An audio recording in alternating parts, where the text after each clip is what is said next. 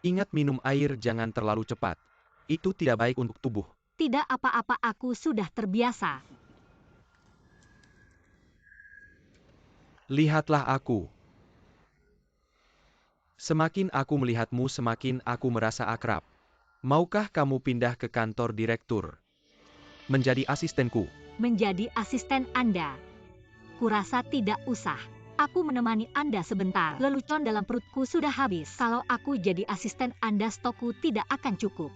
Siapa bilang jadi asisten direktur? Harus setiap hari bercerita lelucon. Tapi memang begitu. Kalau kamu di proyek Tiandu, setiap hari kerja nyata kalau di sampingku, kamu mungkin akan menganggur. Bagaimana bisa Anda kan CEO Group? Ada hal apa yang tidak penting? Bagaimana aku bisa menganggur jadi asisten Anda? Tidak ada yang lebih penting dari kesehatan. Lihatlah kamu masih muda, ingat. Kerja apapun harus sesuai kemampuan. Kesehatan itu modal. Si direktur Anda benar-benar tidak apa-apa. Tidak apa-apa. Belakangan ini entah kenapa. Sering merasa sesak nafas. Badannya lemas dan pegal-pegal. Anda pegal-pegal. Bagaimana kalau aku pijatkan? Dulu ibuku juga sering pusing dan pegal-pegal. Aku belajar teknik pijat di luar. Sekarang kalau tidak ada kerjaan, aku pijatkan dia. Kamu bisa juga. Di sini. Bagaimana lagi udara di sini bagus? Yuk pijat. Di sini ya? Kedua sisi sakit. Bagus, kuat tidak? Tidak kuat, kamu memang hebat. Tanganmu ini. Apakah khusus untuk merawat ibumu? Kamu memang anak yang berbakti. Ah, itu sih biasa. Ibuku membesarkanku sendiri susah sekali. Aku ingin membantunya lebih banyak. Biarkan dia menikmati hidup. Katanya anak perempuan adalah baju hangat bagi ibu. Sayangnya aku cuma punya 2 anak laki-laki. Andai saja aku punya anak perempuan. Apa susahnya Anda dan bos yang masih muda? Kan bisa punya anak lagi. Kemarin aku baca berita, ada seorang kakek di India. Usianya sudah 70 tahun tapi masih punya anak. Kamu ngomong apa sih? Aku nggak bohong, beneran baca di berita. Kalau aku punya anak perempuan, pasti sebaik kamu. Itu baru namanya bagus. Ayo. Oke. Gimana? Lumayan. Jurusnya oke kan gimana? Lumayan.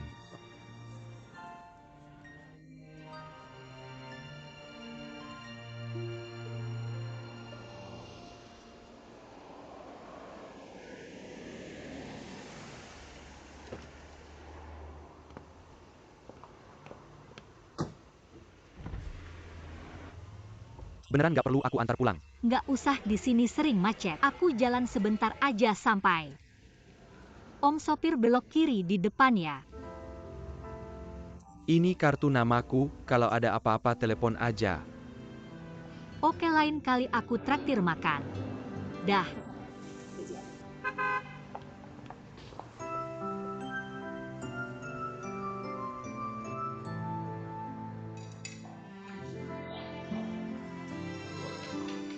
Rp20.000. Terima kasih, datang lagi ya. Halo. Oke, aku segera sampai. Aku keluar dulu. Oke, kamu sibuk aja.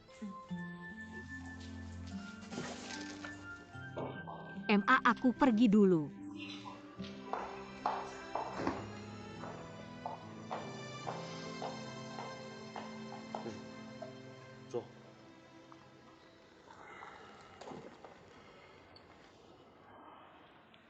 Ngomong, ada apa cari aku? Besok kamu nggak perlu balik kerja. Maksudnya? Aku mewakili Ding Feng menerima pengunduran dirimu. Kalau kamu nggak mau nggak apa-apa, aku pecat kamu. Kenapa? Nggak banyak kenapa-kenapa. Aku juga nggak mau jelasin banyak-banyak. Pokoknya sebelumnya, Kerjaan yang aku kasih ke kamu, kamu bisa pilih-pilih. Aku jamin gak ada satupun yang lebih jelek dari Ding Feng. Udah gitu aja. Aku nggak mau. Kamu ngapain sih? Bantuanmu aku nggak butuh, aku cuma mau tahu kenapa. Setidaknya kamu kasih tahu siapa yang nyuruh aku pergi. Apakah Bos Zhang? Itu Jian Yu. Itu Bosi. Kenapa apa yang sudah aku lakukan padanya? Itu masalah dia. Tidak ada hubungannya denganmu.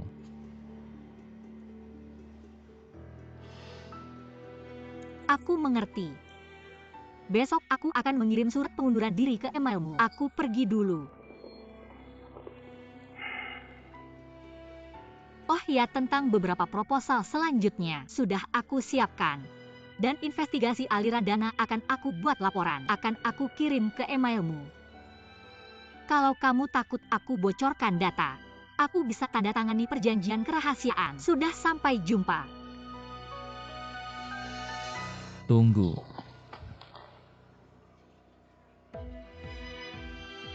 Ada apa? Proyek Tiandu adalah hasil kerja kerasmu. Kamu tidak bisa pergi begitu saja. Pokoknya aku tidak akan menerima pengunduran dirimu. Kamu mau bagaimana sih? Sebentar begini, sebentar begitu. Lalu Bosi, bagaimana kamu menjelaskan padanya? Kamu tidak perlu terlalu memikirkan dia, anggap saja beberapa hari ini. Kamu pulang dan istirahat yang cukup. Sudahlah, ini hanya pekerjaan. Aku tidak peduli.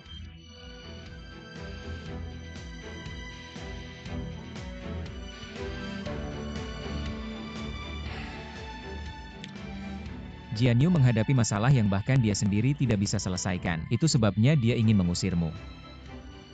Proyek Tiandu adalah hasil kerja kerasmu. Kamu tidak akan rela membiarkannya hilang begitu saja. Masalahmu aku jamin aku akan menyelesaikannya untukmu. Tapi, Jangan tapi-tapi janji padaku.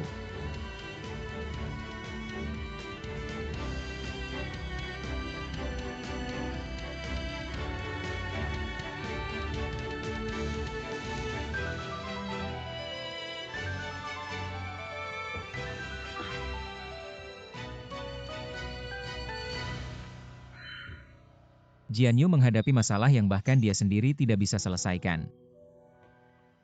masalah yang Bosi tidak bisa selesaikan. Apakah Xiang Lili melakukan sesuatu padanya?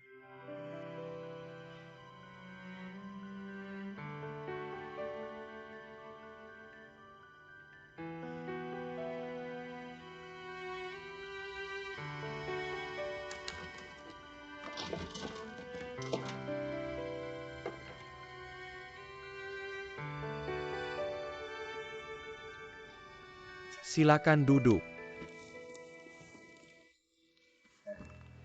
Kamu bilang di telepon. Ada hal penting yang ingin kamu bicarakan. Sebenarnya apa sih? Sebenarnya tidak terlalu penting. Aku hanya punya beberapa pertanyaan yang belum jelas. Aku ingin berbicara denganmu tentang urusanku di perusahaan. Katakan saja langsung. Seperti ini. Ketua. Sebentar lagi kamu harus minum obat, makan dulu. Makanan sebelumnya katamu terlalu berminyak, aku buat ulang.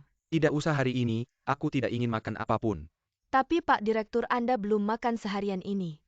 Hari ini saya tidak nafsu makan. Tidak bisa makan, kamu juga tidak perlu repot-repot. Baiklah. Apakah Pak Direktur karena kita lari beberapa hari lalu? Jadi, Tidak ada hubungannya dengan itu, mungkin saya. Penyakit lama kambuh lagi. tapi setidaknya harus makan sedikit. Setelah makan baru bisa minum obat. Makanan di rumah terlalu berminyak. Sekarang saya justru sangat ingin makan semangkuk mie. Mau makan mie? Pak Direktur suka mie apa? Semangkuk mie yang sangat spesial. Saya bisa masak mie, bagaimana kalau saya buatkan untuk Anda? Kamu bisa masak mie, saya tidak menyangka. Kamu bisa masak mie apa? Mie buatan tangan turun-temurun keluarga kami. Topping kami berbeda dengan yang lain. Saya jamin kalau Pak Direktur sudah mencoba pasti ingin makan setiap hari. Bagus. Hari ini, saya benar-benar ingin mencoba masakanmu. Kalau begitu saya akan buatkan untuk Anda.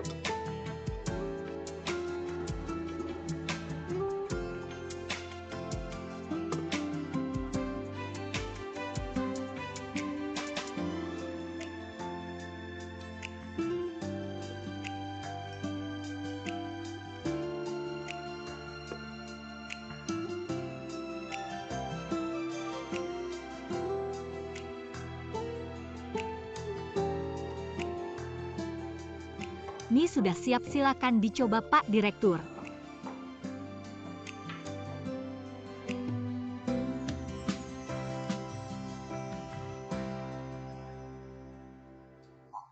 Bibi Liu, tolong ambilkan sumpit.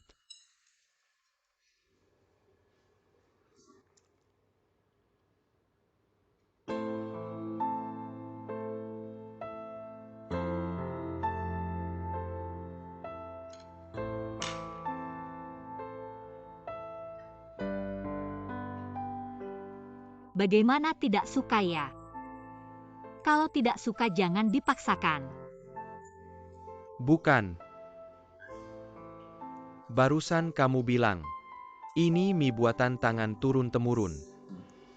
Lalu toppingnya. Diciptakan oleh ibu saya. Ibu saya punya kedai mie sendiri. Ibumu. Lalu ayahmu kerja apa? Saya tidak punya ayah. Maaf kalau begitu.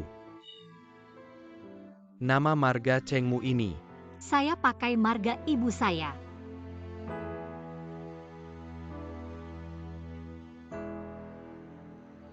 Ada apa Pak Direktur? Tidak ada. Apakah Anda suka beri penilaian dong? Masakannya sangat enak. Kalau begitu makanlah lebih banyak. Baik, saya makan.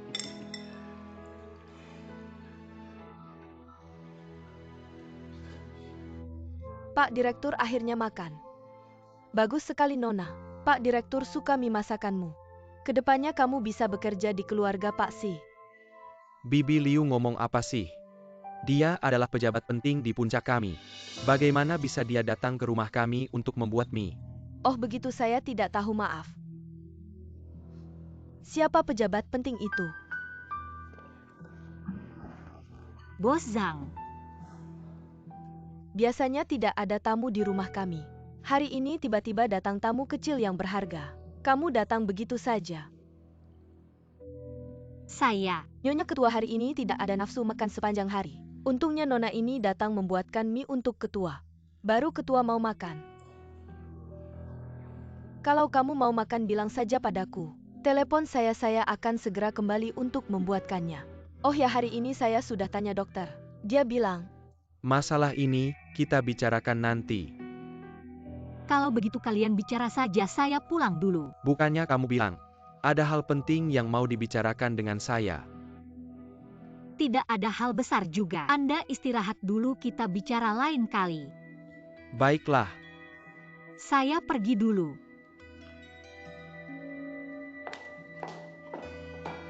Saya antar kamu. Baik.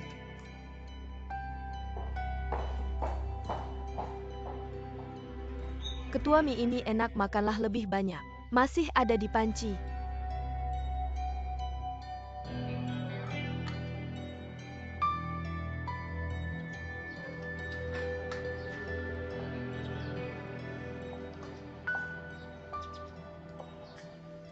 Bos Zhang tidak perlu antar saya. Rumah ketua bukan tempat yang bisa didatangi sembarangan oleh karyawan kecil. Semoga tidak terulang lagi. Sebetulnya saya.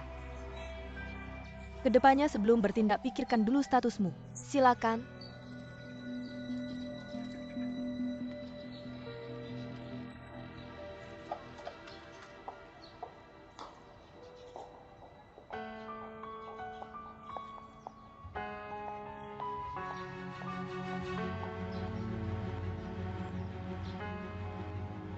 Tidak bisa kalau terus begini, terlalu berbahaya. Siapa tahu suatu hari, Xiao Han dan si Jianyu akan tahu identitasnya. Oh ya, Jian Feng. Saatnya memanggil Jian Feng kembali.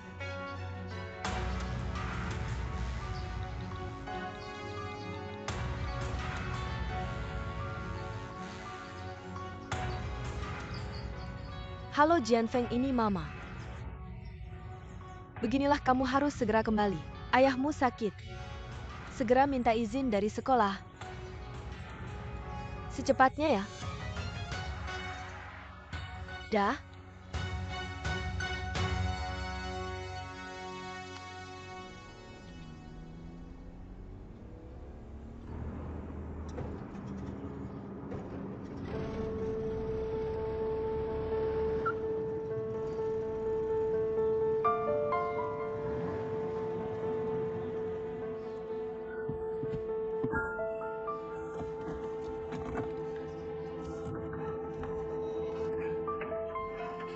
Apa yang terjadi?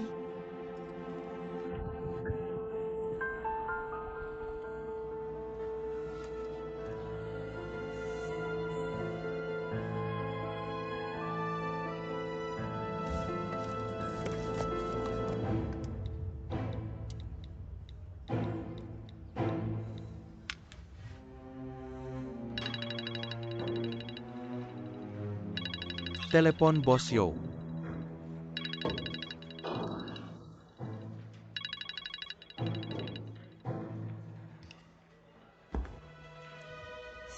Yoshi Chao ini. Hari yang penting begini malah tidak angkat telepon.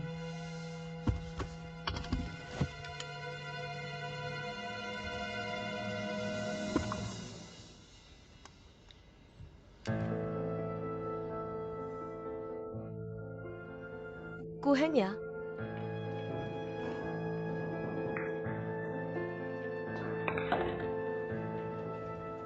Bos Yo, ini telepon dari direktur utama.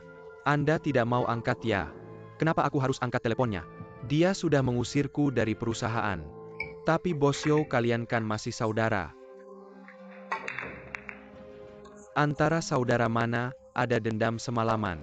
Aku menganggapnya sebagai adik. Dia menganggapku sebagai kakak, tidak. Aku kan juga ahli waris resmi perusahaan. Salah satu pemegang saham besar kan. Dia di perusahaan begitu tidak menghargai aku. Aku nanti gimana bisa hidup? Direktur utama meskipun direktur utama, tapi dia masih seorang perempuan. Kadang-kadang tidak mudah terpengaruh. Mendengar yang tidak seharusnya didengar, percaya pada yang tidak seharusnya dipercaya. Itu juga bisa dimengertikan. Kamu bilang Kuheng ya? Masalah dengannya aku pasti akan selesaikan.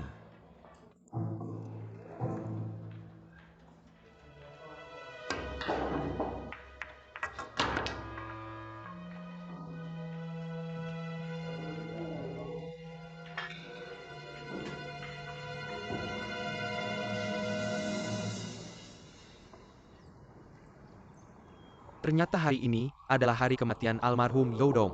Mohon diterima bela sungkawa. Hari ini terima kasih ya. Kalau tidak pasti akan melewatkan waktu sembahyang.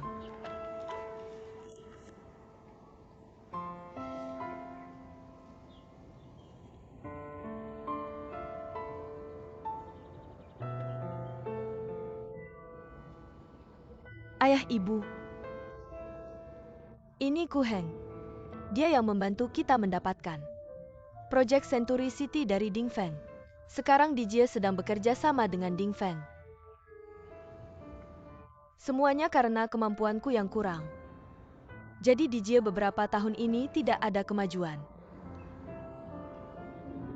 Kalau kalian masih ada pasti lebih baik.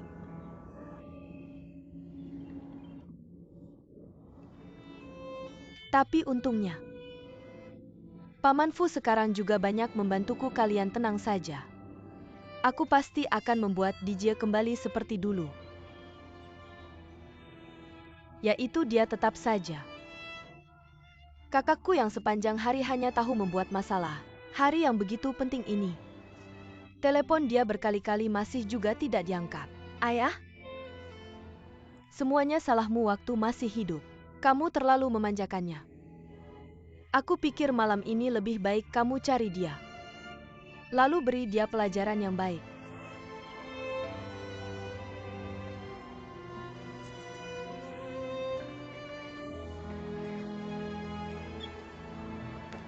Mana ada bicara begitu sama ayah. Kalau memang ada arwah di surga, pasti juga ingin dia hidup tenang. Kenapa masih mau dia kembali? Kamu lihat dirimu. Sekali menangis, sekali ketawa, mana masih seperti direktur utama. Siapa bilang direktur utama tidak boleh menangis dan ketawa?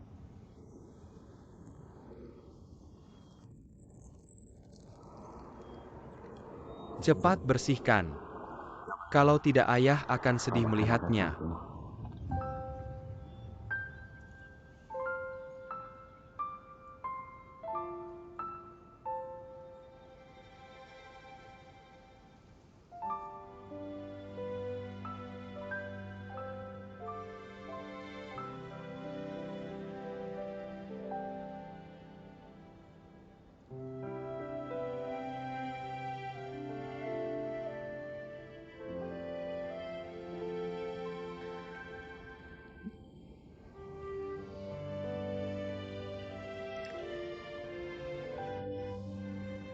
Tenang saja. Aku pasti akan berusaha sebaik mungkin membantumu. Kamu seorang perempuan. Jangan terlalu memaksakan diri.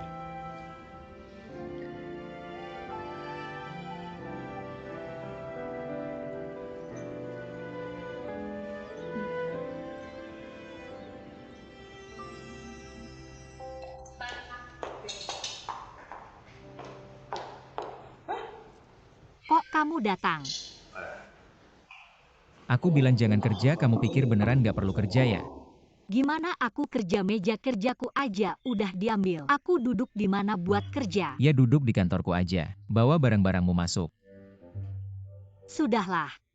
Aku nggak mau seharian lihat muka dinginmu. Kamu ngomong apa sih? Nggak ada.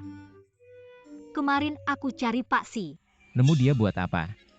Awalnya mau ngomongin soal bos Si, tapi lihat dia nggak sehat jadi nggak jadi ngomong. Untung kamu nggak ngomong. Kalau kamu ngomong, Jian Yu pasti marah-marah sama aku. Sudahlah, kamu nggak usah banyak urus, cepat pindah balik. Masalah selanjutnya aku yang urus. Pak Fu datang. Tante, Belum makan ya, kebetulan aku baru bikin sedikit jajangmyeon, aku bantu buatkan mie. Coba cicip. Mama ngapain buatkan dia? Makan mie di rumahku nggak gratis. Harus bayar. siapa bilang aku nggak bayar? Oh ya, motorku parkir di luar. Cepat bantu aku parkirin motornya. Ngomong-ngomong aja nggak mau. Bukan kamu yang supir ya? Kamu. Pak Fu jarang datang, kamu pergi aja. Pergi. Cepetan. Ya sudah, pergi. Anakku ini keras kepala. Pak Fu duduk dulu ya. Aku buatkan mie. Tante tunggu sebentar. Ada apa? Tante begini. Aku tahu tentang Cheng Lingyun. Dia adik Jian Yu kan? Jangan lihat aku seperti itu, Jian Yu yang bilang. Lingyun nggak ada apa-apanya. Kalau kamu nggak mau bilang nggak apa-apa. Intinya aku cuma pengen tahu. Ayahnya siapa sih sebenarnya? Mr. Fu, kayaknya ini urusan keluarga aku deh. Iya itu urusan keluarga kalian. Cuma aku dan Jian Yu udah temenan bertahun-tahun. Aku juga peduli sama mereka, khawatir sama mereka. Kamu tahu nggak? Sekarang mereka berdua lagi konflik. Apa sih masalah antara Jian Yu dan Ling Yun? Jian Yu selalu merasa, yah, dia dan Ling Yun itu saudara tiri. Lalu dia nggak nyaman sama itu. Dia pengen ngusir Cheng Ling Yun dari Ding Feng. Tapi tenang aja, aku bisa jamin. Aku bakal ngupayain segala cara buat bikin dia tetap di Ding Feng. Mending Ling Yun pergi aja dari Ding Feng. Kenapa sih?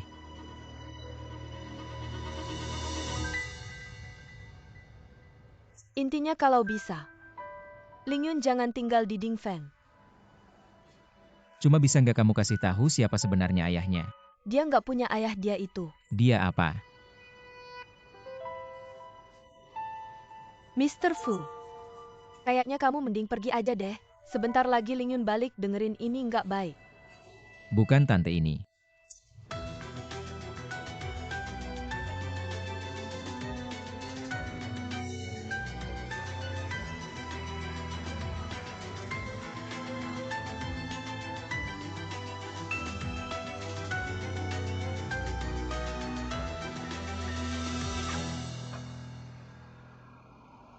Cheng Ling Yun naruh mobilku di mana sih?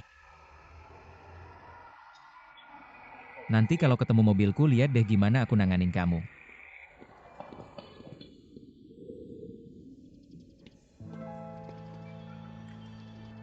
Kamu di sini lagi nyari Ling Yun ya? Bukan, aku di sini ada hubungannya sama kamu. Nyari dia nggak perlu lapor ke kamu kan? Ngusir bawahan tanpa alasan. Gitu ya cara kerja Ding Feng. Oke. Aku bakal urus sendiri masalah Cheng Ling Yun dipecat. Tapi bagaimanapun ini urusan perusahaan Ding Feng. Kayaknya keberadaannya nggak ada hubungannya dengan orang luar. Aku tahu kamu dekat banget sama dia. Tapi aku saranin jangan campur aduk kerjaan sama urusan pribadi. Fu Yize. Kamu bener, aku memang ada unsur pribadi. Itu karena aku lebih ngerti Ling Yun daripada siapapun. Dia nggak pernah ngeluh. Baik kerja atau belajar dia selalu maksimal. Dari kecil dia hidup sama Tante Cheng, udah ngalamin banyak susah. Aku tidak akan membiarkan siapapun mengganggunya. Kamu bilang dia tinggal bersama Tante Cheng. Bagaimana dengan ayahnya? Ling Yun dibesarkan oleh Tante Cheng seorang diri. Ayahnya tidak pernah muncul. Tante Cheng juga tidak pernah membicarakannya.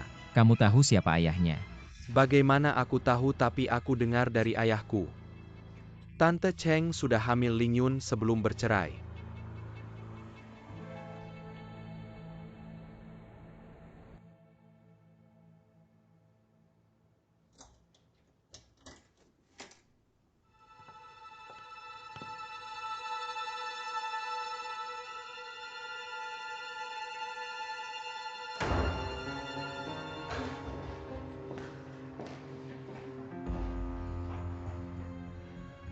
Yo Si Chao, Sudah kembali. wanita cantik sekarang sudah larut. Kamu bisa pulang. Sayang, dia mengusirku. Tidak apa-apa.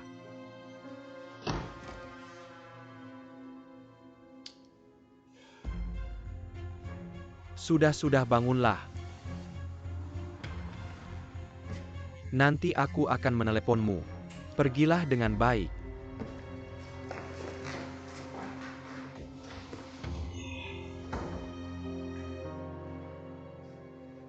Yo Si Chao, kamu berbuat semaumu di luar sudah cukup. Sekarang malah membawa orang ke rumah, jangan keterlaluan. Bukannya kamu menyuruhku tinggal di rumah. Kamu mau bagaimana? Aku bosan tinggal di rumah sendirian. Kamu tidak tahu kenapa aku menyuruhmu tinggal di rumah. Sekarang malah menyalahkanku. Aku tidak boleh menyalahkanmu. Yo Keke, ingat baik-baik. Ketua grup DJ kuberikan padamu. Kalau kamu bisa mengurus grup DJ dengan baik, aku bisa mengembalikan posisi ketua padamu kapan saja.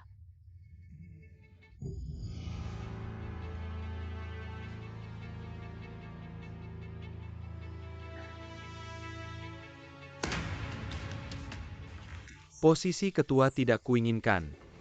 Aku hanya punya satu permintaan. Suruh Ku Heng mengundurkan diri. Berhenti. Ada apa lagi? Hari ini hari apa kamu tidak tahu? Apapun hari atau masalahnya. Ada yang tidak bisa kamu tangani Yo Keke. Hari ini hari kematian ayah.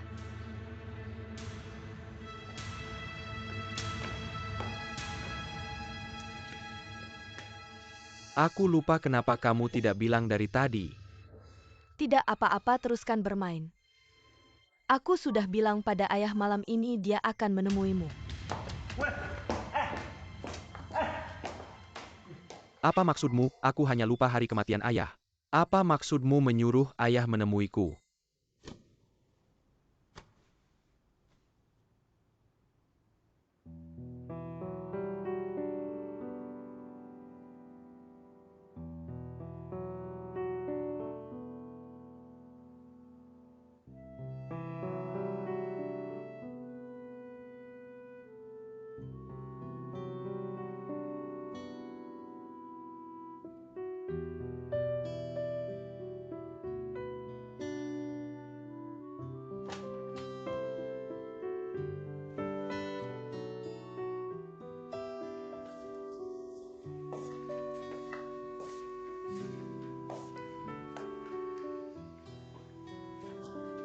Ada hal lain?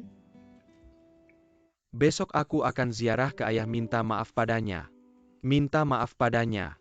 Jangan marah lagi, aku benar-benar lupa. Kalau gitu kenapa hari ini aku telepon kamu nggak angkat? Kamu kan udah ngusir aku dari perusahaan. Aku masih kesel nih. Aku mana ingat hari ini, hari ulang tahun meninggalnya papa. Tapi kamu jangan marah lagi ya. Aku tahu ada yang salah dari aku. Aku kasih tahu ya. Asal kamu kasih aku proyek itu pasti aku kerjain dengan baik. Kalau nanti nggak beres, kamu bisa suruh aku pergi lagi.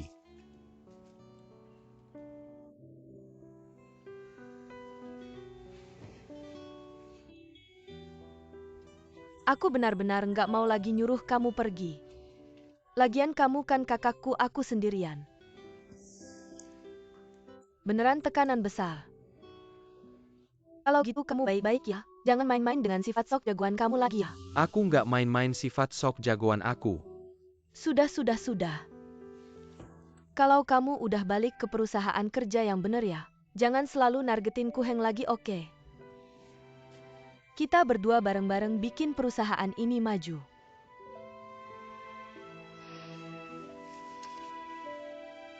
Oke, dengerin kamu.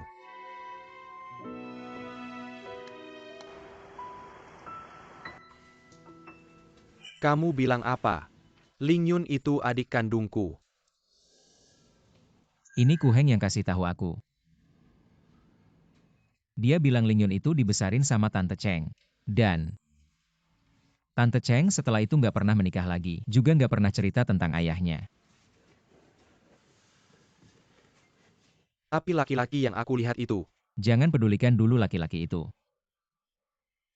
Sebenarnya Si Dong sama Tante Cheng. Mereka kapan cerainya? Maksudnya apa?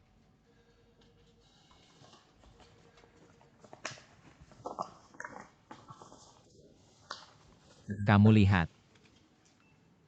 Ini ada tanggal lahir Ling Yun sama waktu cerai mereka. Bisa cocok nggak? Biar aku pikir dulu.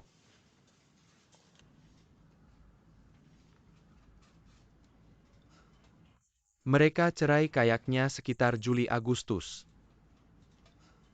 Artinya, setelah cerai 7-8 bulan. Ling Yun lahir. Kalau gitu, artinya sebelumnya dia udah. Jangan ngomong sembarangan, mama sama papa aku waktu itu. Nggak mungkin ada laki-laki lain. Nah itu dia. Kalau gitu, Ling Yun beneran bisa jadi adik kandungmu.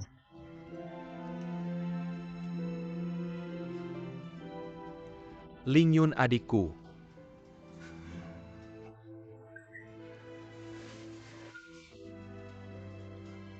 Maksudku mungkin saja. Apakah kamu sebaiknya pergi menemui Tante Cheng untuk menanyakan yang sebenarnya? Terima kasih.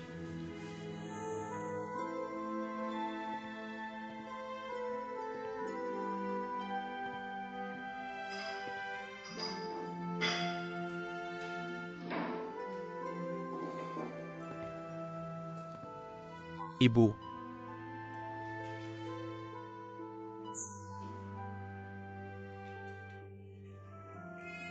Jianyu, kenapa kamu datang? Kamu beritahu aku. Apakah Lingyun adik kandungku?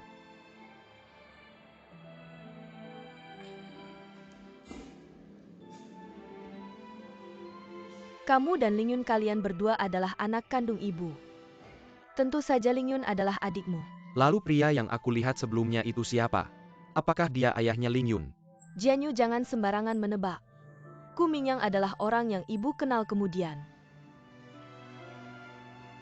Lalu selain yang bermargaku itu, apakah kamu punya pria lain? Jianyu,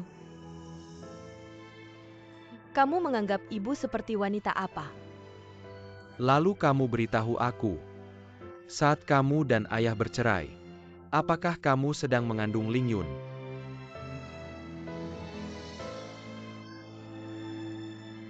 Jianyu, kamu datang hari ini. Apakah hanya untuk menanyai ibu tentang ini? Jianyu, apakah kamu sama sekali tidak ingin melihat ibu? Ingin. Sudah lebih dari 20 tahun. Setiap malam aku memikirkannya. Aku memikirkan mengapa ibu pergi. Jika Lingyun adalah adikku, kamu tidak mungkin pergi.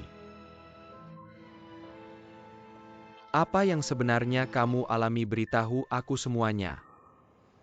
Jianyu, ibu minta maaf padamu.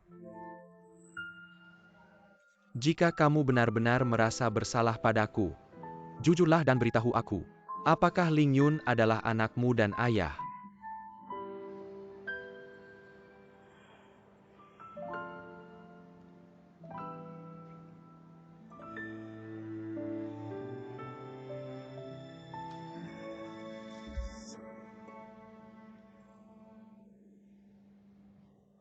Lingyun, dia adalah adik kandungmu.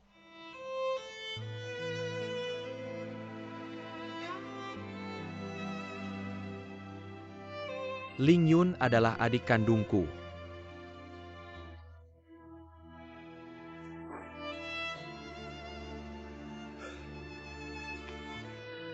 Ibu minta maaf padamu.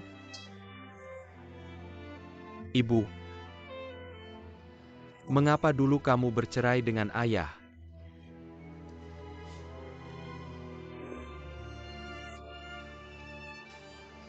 Perceraian sudah terjadi.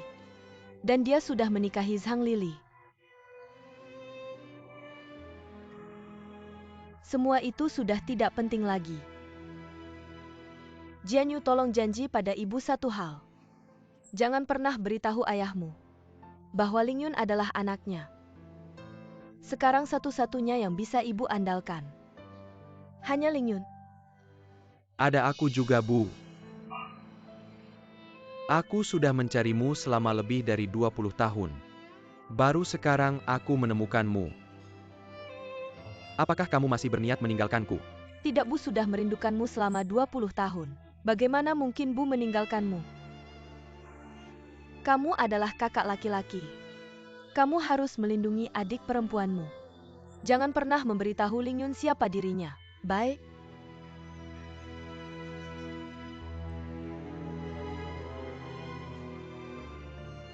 Baik.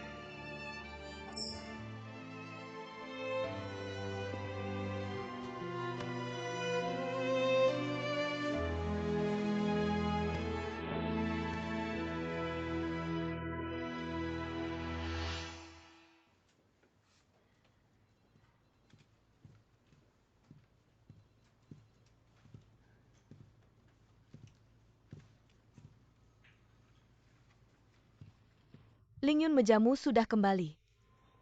Siapa yang mengembalikan barang-barangku? Itu atas perintah bos Si untuk mengirimkannya kembali.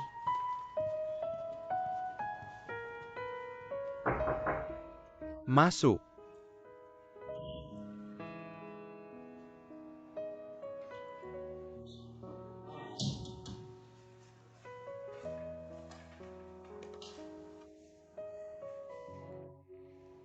Aku dengar kamu menyuruh orang untuk mengembalikan barang-barangku. Aku ingin tahu kenapa.